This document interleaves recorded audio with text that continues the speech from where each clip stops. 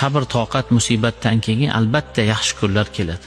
Qiyinchilik izidan xursandchilik keladi. Bibi Maryam onamizni qissalarini ko'radigan bo'lsak, u kishi turmush ko'rmasdan homilador bo'ldilar.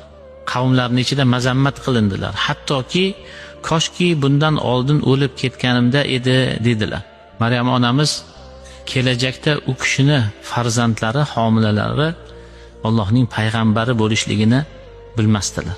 Shuning uchun musibat kelganda, qiyinchilik kelganda u qancha davom etmasin, noumid bo'lmaslik kerak, mahzun bo'lmaslik kerak. Uni ortidan albatta yaxshilik keladi.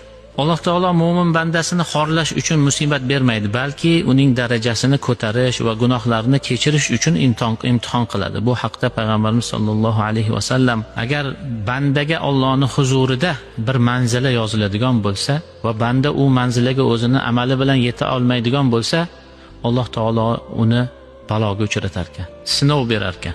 Badanida, molida, farzandida sinov berar ekan. Va o'zi ana shu musibatga sabr qildirar ekan.